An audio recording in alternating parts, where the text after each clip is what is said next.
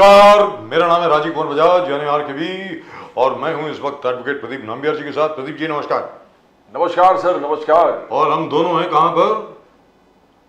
Nation now पर। अरे प्रदीप जी कहां गए? आ गए, चलिए। मैंने सोचा 2 मिनट के लिए प्रदीप जी खो गए, लेकिन यहीं पर हैं। आप सब लोगों को जय हिंद, जय महाराष्ट्र, जय भवानी, जय Shivaji, Vande Mataram. Vande Mataram. So Pradeep ji, what we said yesterday, finally the women's reservation bill has been passed. 33% reservation for women is now an act of parliament, and irrespective of the time that it takes to implement it, nothing can stop it now. That is what Mr. Modi says, historic landmark achievement in the democratic history of India. That's right. You have taken a quantum jump where the pillars of liberty, justice, equality is concerned. 33% reservations. Fantastic. I feel so good. Very frankly speaking, I really feel really truly good. But the only thing is, I hope they implement it, quicker. At the moment, what is happening is that is what Rahul Gandhi says. I want immediate implementation. Immediate would be impossible. I want OBC representation reservation too also included in this. लेकिन क्योंकि प्रदीप जी सबसे बड़ी बात यह है कि delimitation कैसे होगी? Unless and until there is a proper caste-based reservation, caste-based census, delimitation. How will you have delimitation? He is not concerned. He says, "I want the immediate implementation along with the OBC reservation." What does he there shouldn't be any delay. What does he think? Where does he think he is? On the breakfast table, he's screaming at his mother, "I don't want to have porridge. I want to have my, muesli now." Yes, right now. And he says the Prime Minister Modi is running away from the caste census. Caste census, right? Jatiya Janaganana. But that was completed in 2011, that there is no doubt, and the data was collated and presented to the government in 2014. The Department of Statistics said that there are certain flaws in this and they have not released it. So the entire exercise was an exercise in futility because nothing happened after that. But here then you blame both the governments. 2011. No, but 2011, Pradeep ji, it took 3 years to collect the data because that was presented in 2014. That the data takes about 2 to 3 years to collect. You can't do it very, very quickly. So it was the responsibility of the Modi government to present it. But as they said that, hey, listen, there seem to be too many flaws here. Because if suppose they had released that data and that data had shown something which was completely skewered, we would have had a problem. क्योंकि आप देखिए ना, अगर OBC की जो उस जनगणना में अगर ओबीसी की रेशियो तकरीबन 70% अगर दिखाई गई होगी तो फिर क्या करोगे? You can't take it back because once you have released it, if you try to take it back, then all the castes that have come into that particular ratio or in that particular percentage are going to scream, bloody blue murder, that you are trying to cheat us. So they decided to play safe. But the only thing is, a new census should have been announced in 2021, which it wasn't. So Mr. Rahul Gandhi wants an immediate caste-based census. I believe Mr. Modi is running away from that. Modi ji Jatiya Janaganana se bhag rahe hain. That is and we also have the social media tweet of the Congress. And Pradeep ji, we also have the very astonishing and very disgusting situation of an honorable member of parliament, Mr. Bidhuri, saying whatever he did today in parliament. I've never heard such language ever in my life. What came over him? How can he talk like that in the Lok Sabha?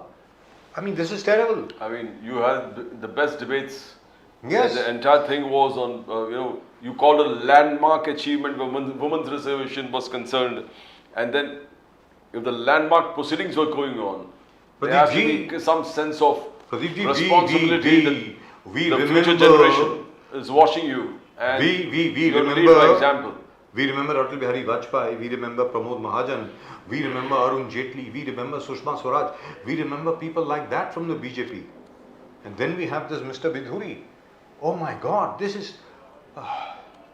I hope the BJP at least suspends and expels this fellow. This is terrible. I mean, absolutely terrible. Anyway, we must congratulate the BJP. We must congratulate Mr. Modi for the passing of the Women's Reservation Bill, and to talk about it right now we have Aarti Pugakar ji of the Bharatiya Janata Party. Aarti ji, namaskar. नमस्कार बजाज जी, नमस्कार प्रदीप नामयाल जी। Namaskar, ma'am. Namaskar. Namaskar. Vande Mataram. Is that a new pair of glasses you've got? They're looking really nice. They're looking really and truly lovely. You know that Ganpati festival is going on and today is Gauri Pujan. Ji. So I am all set for that. And Wow. then I have to join you all. So Why? Om Shri Ganeshaya Namaha. Om Shri Ganeshaya Namaha. Gauri Vandan. Arey Baba, Re Baba. Wonderful. Absolutely wonderful. I am so happy that you could join us. Really and truly lovely. Thank you very much, ma'am. कि आज गौरी पूजा के दिन आप हमारे साथ आए, इसके लिए आपका बहुत बहुत बहुत बहुत धन्यवाद. Thank you so much. तो मोदी जी ने पास करवाई दिया. जी हाँ सर, महिला आरक्षण बिल पास हो गया, अब एक्ट बन गया साहब. अब तो उसका कुछ नहीं हो सकता. अब तो ये बन गया, अब तो आ गया जी. तो you must be feeling very happy. You must be feeling very happy. I am feeling happy and I am not a woman जी. yes, indeed, I am feeling very happy, and I must say that not only me, many women like me, right? Those who are in politics and those who are not in politics, because it is not only, I don't say it as a reservation in only parliament and assembly. This is basically a way or an opportunity to voice, more strongly and effectively. So I am very sure that now the voice will reach to the apex level with that effectiveness. So I am very much thankful to Modi ji, and yes, Ganpati festival है, गौरी जी आए हैं हमारे यहाँ पे, बहुत खुशी का माहौल है. और मुझे लगता है कि मोदी जी ने जिस तरह से महिलाओं का मान सम्मान किया है, नए घर में प्रवेश करते वक्त जिस तरह से लक्ष्मी जी की पूजा करते हैं, स्थापना करते हैं, तो उसी तरह से उनका मान सम्मान किया है. तो उनकी कृपा बिल्कुल बिल्कुल बनी रहेगी मोदी जी पर, भारतीय जनता पार्टी पर और हमारे इस शासन पर जी. और देश पर, सबसे बड़ी बात है देश पर, भारत पर, देश पर. But really lovely. I'm so happy. Pradeep, Pradeep ji, the thing is that Modi is one guy who actually does it. If he says something, you can be sure it will be done. मतलब Yes. सबसे बड़ी बात है कि नया culture एक introduce हुआ है, मतलब पहली बार शायद, कि अगर सरकार की तरफ से कोई घोषणा आती है तो उस घोषणा पर अमल भी होगा. अब वो कितना कारगर होगा, कितना नहीं होगा, अलग बात है, लेकिन इट विल बी इम्प्लीमेंटेड. जी बताएं. महिला आरक्षण के बारे में 9 साल पहले जब मैनिफेस्टो आया था, उसी में बोला गया था, and before the tenure gets over, this bill is basically tabled and it is passed with good amount of votes in Lok Sabha and Rajya Sabha. So very happy for that. Pradeep ji. Aarti ji, Modi ji calls it a historical achievement in the democratic history of India. Well, it's phenomenal. It's a quantum leap where rights are concerned, equality is concerned. Modi ji ने और JP Nadda, Amit Shah ने बार-बार parliament में कहा कि BJP has been practicing this all the time. उन्होंने गिनाया कि 42 women MPs in the Lok Sabha, 14 MPs in the Rajya Sabha, 10 women ministers. He said 33% is always हमने हमेशा incorporate किया है irrespective of this particular act. And आगे जाके but Rahul Gandhi has a problem. Rahul Gandhi ji का कहना है कि आपको ओबीसी रिजर्वेशन भी करना चाहिए, डिलिमिटेशन एक्सरसाइज आप पूरे डिले कर रहे हो, इनको तुरंत इंप्लीमेंट करना चाहिए. The ends of justice will be met only if immediately it is implemented. Rahul Gandhi differs. He says BJP is just hogwash. How do you see it, Aarti ji? No, I'll answer both the questions, sir. You mentioned that JP Nadda ji have, given a list that how many MPs we have, how many. So I just want to add to it that when in स्थानिक स्वराज्य संस्थाओं में जब 50% आरक्षण दिया गया था, so I proudly say that even in Mumbai Mahanagar Palika we have the maximum women corporators. So आरक्षण or percentage or the number is never, was never an issue for BJP. BJP have always respected women, given a chance. I will not say equal, but more than equal chance is always given to women in Bharatiya Janata Party, whether it is cadre-based post are given a concern, or it is, in the decision-making process also. So BJP में तो ये होता ही है. अब आपने कहा राहुल जी का कहना, राहुल जी के बारे में क्या कहना जाए। देखिए, जिन्होंने 27 साल तक इस बिल को प्रलंबित रखा है, तो अगर वो आज कहते हैं कि किसी चीज के लिए देरी हो रही है, तो मुझे लगता है कि उन्हें पहले देखना चाहिए कि उनकी पार्टी ने किस तरह से पिछले इतने सारे समय में जो करना चाहिए था वो नहीं किया है, और परिणाम उसके आज है। तो मैं कहना चाहूंगी कि मोदी जी ने तो 9 साल में जो जो मैनिफेस्टो में लिखा था, we are trying to achieve it, right? We are trying to bring it on table and it is very much visible. अगर गिनाने जाए तो बहुत सारी चीजें हैं। तो राहुल जी जब इस तरह की बात कर रहे हैं, तो मुझे लगता है कि उन्होंने कुछ जो नहीं किया है उसकी लिस्ट बहुत ज्यादा लंबी है, जो आज सलाह देने जा रहे हैं मोदी जी को कि क्या करना चाहिए। लेकिन यहाँ पर एक चीज़ तो है भाई, पहली बार मैंने देखा है, very frankly speaking, after years and years and years of having been a journalist, पहली बार मैंने देखा है कि कोई भी पार्टी जो पावर में आई है, और मैंने बहुत पार्टियां देखी साहब पावर में, मुझे तो याद भी नहीं है कितने आए लोग, कितने गए। पहली बार देखा है कि कोई भी प्रधानमंत्री अपने मैनिफेस्टो पर ध्यान दे रहा है कि भाई ये हमने वादा किया था और ये पूरा हुआ कि नहीं हुआ। देखिए, पूरा सारे वादे पूरे करने तो असंभव है, नहीं होते, कुछ भी कर लीजिए आप, बीजेपी की हैं, आप कहेंगे कि नहीं हमारे लिए असंभव है, नहीं होता, नहीं, it is not possible. We are a democracy, we are not a dictatorship. आप ऐसा है, चाइना तो है नहीं कि एक बार हुक्म हो गया तो सब लोग everybody has to follow in line, नहीं होता ऐसा। तो the very fact that quite a few other things have also been done is amazing, really and truly incredible. लेकिन इसमें अब मेरी आपसे जानना चाह रहा हूँ, मतलब इस पर ज़्यादा खैर बात नहीं करेंगे, because I feel terrible about it कि इतने बढ़िया मौके पे ये बिधूरी साहब को क्या हो गया, मतलब क्या ये बोलने की ज़रूरत पड़ गई पार्लियामेंट में। मतलब मैं इसको समझ नहीं पा रहा हूँ। How can he talk like this? He doesn't he realise कि वो he is trying to undermine the position of the prime minister. भाई आप बीजेपी के हैं, आप ऐसे बात कैसे कर सकते हैं? मतलब मेरी समझ के बारे, इसके बारे में अगर आप कुछ कहना चाहें तो बोलिए, अगर नहीं कहना चाहें तो कोई बात नहीं, will come on to some other subject. नहीं तो मैं नहीं कहना चाहूंगी, क्योंकि because parliament is the temple of democracy and everybody has to follow, have a discipline when they are talking in the temple of democracy. So मैं उनकी बात से मतलब सहमति की तो बात ही नहीं है। But BJP has sent a show cause notice to him. Bharatiya Janata party ने शो कॉज नोटिस भेजा है as to why action should not be taken against you, and everybody, including all the senior members of parliament, senior ministers, everybody has said this is not done, absolutely not done, you can't do this, which I think is absolutely great. But the only thing is now the real process starts, man.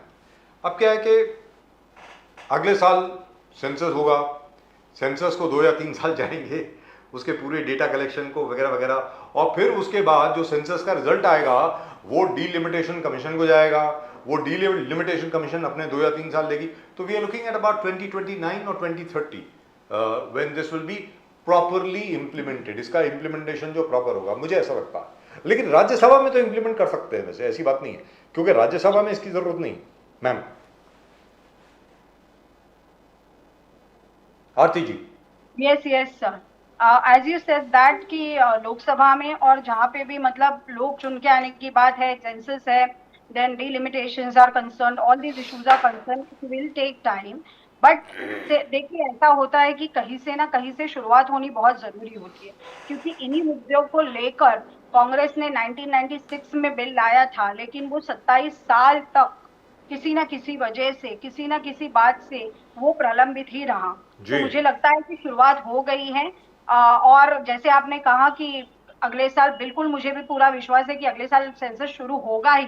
2021 में होना था, but then we know that we basically have faced COVID and there was COVID की वजह से नहीं हुआ, Covid की वजह से नहीं हुआ ma'am.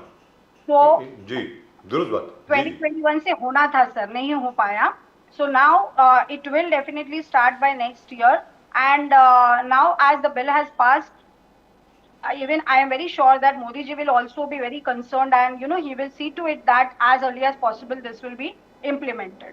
Wonderful. Aarti ji, BJP stand, आपका स्लोगन है कि गठबंधन गठबंधन सनातन धर्म विरोधी है, सनातन धर्म के खिलाफ है, and somebody has gone to the court and the Supreme Court has issued notice to the Tamil Nadu government and to Junior Stalin, Udaynithi Stalin, कि how can you talk like this? पूरे सनातन धर्म एक तरफ है, Covid, malaria, dengue.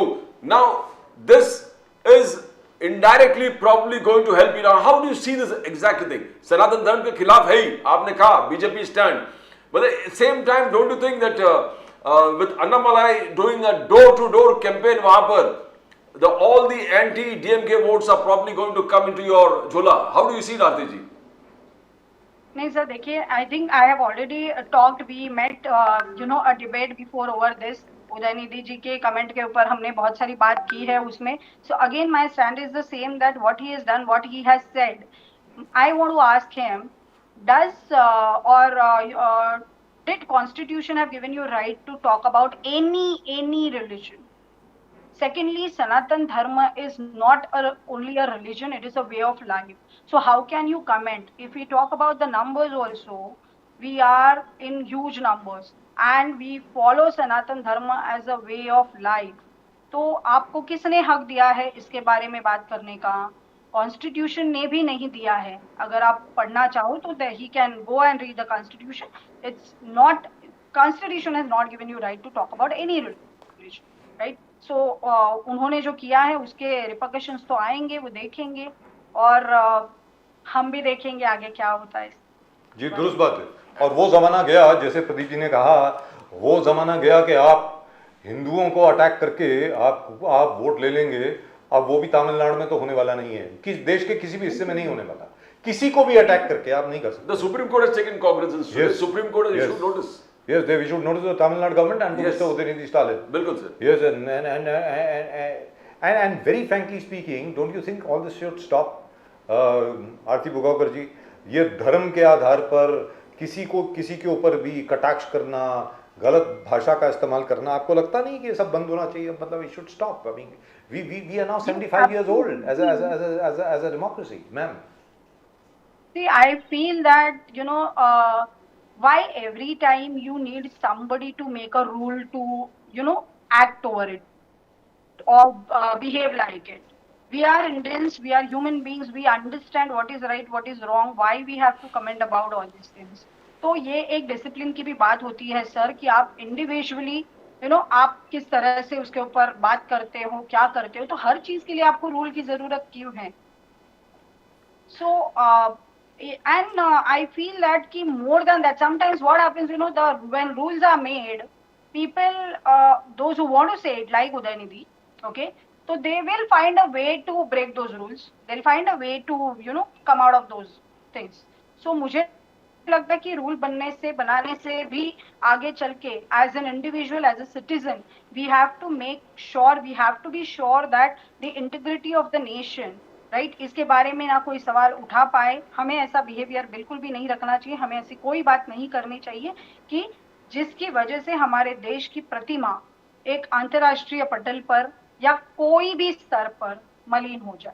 और सबसे बड़ी बात यहाँ पर यह है कि उदयनिधि स्टालिन साहब जो हैं वो खुद मंत्री हैं, सरकार में हैं वो, मतलब he is not an ordinary person, he is a minister. उन्होंने he is taken an oath. संवैधानिक पद पर बैठकर अगर ये ऐसी बात करेंगे जी तो बिल्कुल शर्मनाक बात है ये सर। दुरुस्त बात। आरती जी, मल्लिकार्जुन खड़गे and the Congress, the entire Congress, Modi ji को आज फिर चालू कर दिया पुराने वादे। बोले कि बहुत हो महंगाई की मार। अब all those kind of dialogues that Modi साहब आए, मल्लिकार्जुन खड़गे जाके स्टैटिस्टिक्स प्रोवाइड किया है। ही सेज अनएम्प्लॉयमेंट इस कदर बढ़ गया है कि 42.3% graduates under 25 are unemployed. That is around 50% of the graduates who are passing out are unemployed. He is reminding Mr. Modi, 2 crore jobs का क्या हुआ Modi ji? He's talking about price rise, unemployment, farmers issues. It has come back to the same thing that they always highlight. But आज उन्होंने figures देके बोले कि 42.3% of the graduates are unemployed, Mr. Modi, who are under 25. So what are we doing for them? तो ये continuous charge चालू कर दिया है कि unemployment. You'll have a very tough time answering these questions, Aarti ji. Pradeep ji, I want to just say that maybe he is not, he is very senior leader and he should also find out the numbers. If he wants to talk about in numbers, then he should also find out the numbers, that how many IIMs जो कांग्रेस के time में हुए थे, अभी कितने IIMs हो रहे हैं, skill tech universities. Modi ji has a plan. Modi ji wants to create a what you can say youth or the pool which is needed. तो वो ऐसा ऐसा एक पूल बनाना चाहते हैं कि जहाँ पे स्किल्ड वर्कर्स हो, स्किल्ड पीपल हो, एम्प्लॉयबल जनरेशन हो, और उसके दिशा में मोदी जी काम कर रहे हैं. तो अगर खरगे जी को वो नहीं दिख रहा है तो ये बड़ी ही सोच में पाड़ने वाली बात है. आरती जी, दूसरा एक चैलेंज है कि back in Maharashtra all the schemes are fantastic. Devendra Fadnavis ji का घर घर जल इन मराठवाड़ा, मोदी साहब के हर घर नल से जल कनेक्ट करने का, जल जीवन मिशन, जल आयोग शिविर, तो पानी घर घर तक पहुंचाना मोदी जी का एक ड्रीम था. और मोदी साहब के स्टैटिस्टिक्स के हिसाब से अराउंड 11 करोड़ लोगों को घर घर नल से जल घर तक पहुंचा दिए. But the opposition including Raj Thackeray ji के पार्टी MNS है saying that it has failed in Maharashtra. You have not been able to provide drinking water to the entire villages, some places in Marathwada. Forget about this. So there's a mismatch between what the government claims and what happened. Though Fadnavis ji ke schemes are fantastic, it is beautiful. Sapna, vision, everything is there. But the ground reality is the opposition, including Raj Thakre ji, says is far from truth. Reality se bahut dur hai, Aarti ji. How do you see that? नहीं, see, Nambiar ji, I will first talk about the schemes. As you said, I appreciate you agreed and said that कि देवेंद्र जी की जो schemes है वो बिल्कुल भी fantastic है. जलयुक्त शिवार जैसी इतनी बढ़िया scheme, मतलब I know and he knows how what and how decisions are to be made. I remember that when there was a situation where there was no water in Latur, he made sure that railway can be utilized and the water can be reach to the people. So Modi ji जो देश में कर रहे हैं उसी तरह से उन्हीं के कदमों पे कदम रख कर देवेंद्र जी महाराष्ट्र में जो काम कर रहे हैं वो सराहनीय है ही. हाँ, ऐसे जैसे राज ठाकरे जी ने कुछ चीजें यहाँ पर मेंशन की है, एक दो जगह हो सकती है. जैसे हमने डिबेट की शुरुआती में ही कहा कि we can not make everyone happy at one go. At one go we can not make happy. But इसका मतलब ये नहीं है कि स्कीम्स जो है उनमें और जो परिस्थितियां हैं उनमें रियलिटी में बहुत ज्यादा अंतर है, ऐसा नहीं है. Everything is in process, everything is in line. And Devendra ji, हमारे चीफ मिनिस्टर शिंदे साहब, all are committed to give the facilities to people. And as we mentioned about नल से जल, ये तो स्कीम है ही, उसी के साथ हर घर बिजली. उसके लिए मैं जरूर बताना चाहूंगी कि पीयूष गोयल जी जब पावर मिनिस्टर थे तो उन्होंने ही हैज गिवन नंबर्स कि किस तरह से पूरे गांव-गांव में परिस्थितियां थी. And now with his efforts what is the scenario now. So our ministers, and we know that when we see at Modi ji, तो मेरे जैसी एक कार्यक्रम भी अगर अपने आप को झोंक के काम कर सकती है तो मिनिस्टर्स और वो तो छोड़ ही दीजिए, उनको करना ही है और वो सब कर ही रहे हैं. बहुत अच्छा काम सर. लेकिन आरती भोगाकर जी, सबसे बड़ी बात यहाँ पर ये बनती है, जो एक ज़रा सा नहीं काफ़ी बड़ा एक ज़रा कॉम्प्लिकेटेड सब्जेक्ट है मराठा आरक्षण का. तो मराठा आरक्षण को लेकर के क्या हुआ कि देवेंद्र फडणवीस जी जब मुख्यमंत्री थे तब तो उन्होंने मराठा आरक्षण दे दिया था. और तो और छोड़िए, मराठा आरक्षण जो था जब वो बॉम्बे हाई कोर्ट के अंदर चैलेंज भी हुआ तो महाराष्ट्र सरकार ने बहुत अच्छे तरीके से केस लड़ा जिसके तहत Bombay high court upheld Maratha आरक्षण. और लेकिन जब वो सुप्रीम कोर्ट में गया, at that time it was mister Uddhav Thackeray's government, and somehow the other we were not able to, the Maharashtra government was not able to present its case properly, especially with regard to whether or not the Marathas are socially and economically backward. तो यहाँ पर अभी जो scenario बन रहा है कि एक तरफ कहते हैं भाई कुंभी सर्टिफिकेट दे दीजिए, तो उस पर नारायण राणे साहब ने भी कहा कि मैं भी मराठा हूँ लेकिन आई एम नॉट अ कुंभी, हर मराठा कुंभी नहीं होता है.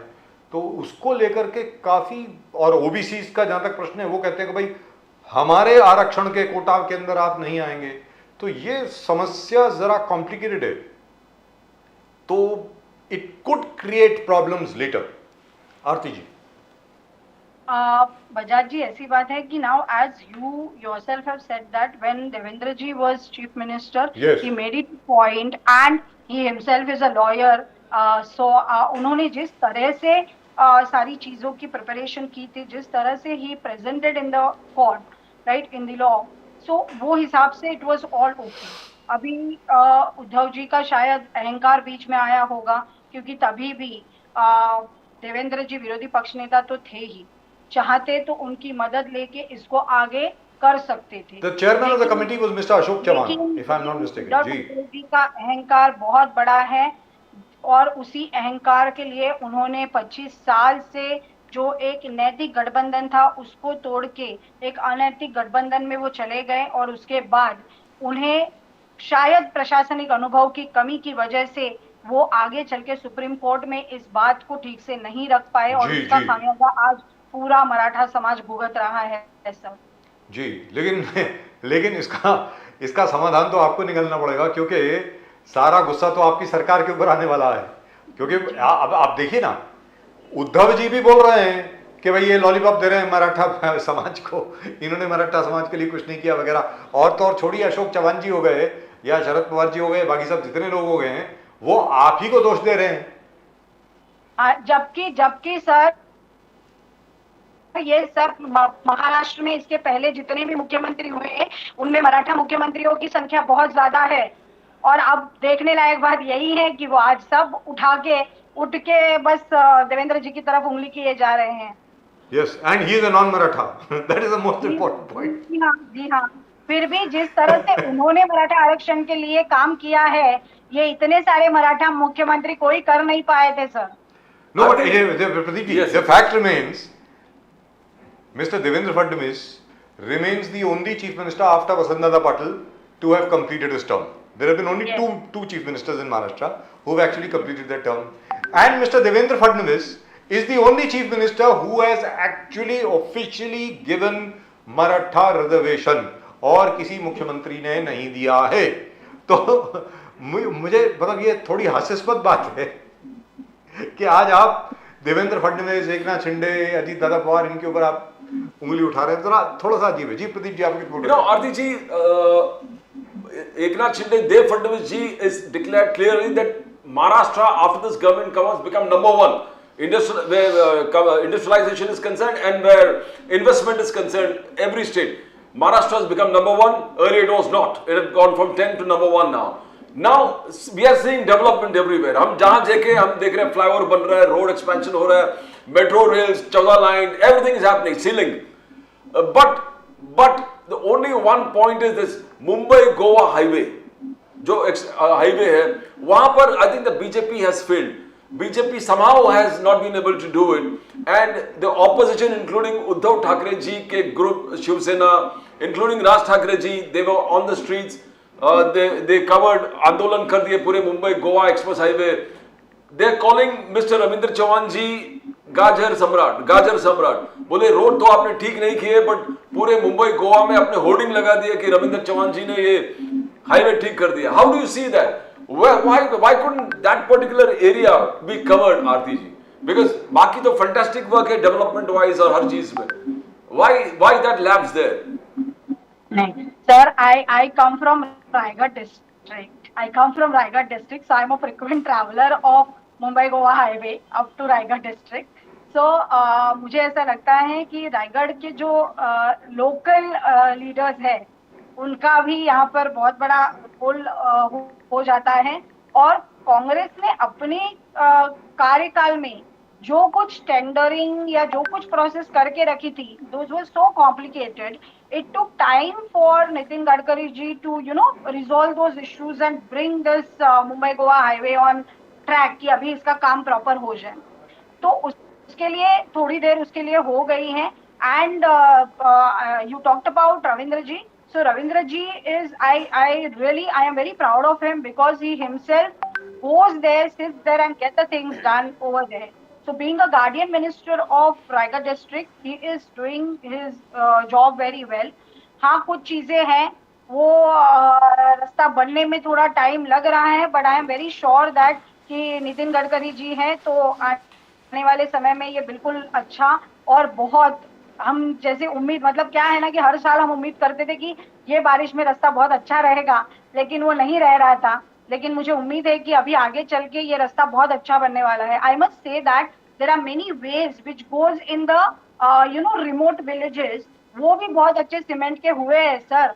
हम मुंबई गोवा हाईवे की बात करें, लेकिन अंदर अंदर के रास्ते भी बहुत अच्छे बन रहे हैं। तो लेकिन मुझे आरती पूरा जी यहाँ पे विश्वास है विच इज कि absolutely true by the way, अभी विच इज जी एब्सोल्युटली सर, ट्रू, लेकिन चलते चलते जी सर, आपसे मुझे एक पूरा छोटा, विश्वास है कि आने वाले समय में मुंबई गोवा हाईवे भी बहुत अच्छा बनने वाला है लेकिन सर। यहाँ पर प्रॉब्लम क्या है, कॉन्ट्रैक्टर्स की प्रॉब्लम है, क्योंकि कॉन्ट्रैक्टर्स को जैसे ही चेंज किया जाता है वो कोर्ट चले जाते हैं और कोर्ट से स्टे लेके आ जाते हैं, और उसके बाद the government's hands are tied, you can't really do anything, so you will have to find a solution to this. I am basically saying that sir क्योंकि ये आदत लग गई है कांग्रेस के जमाने से सर।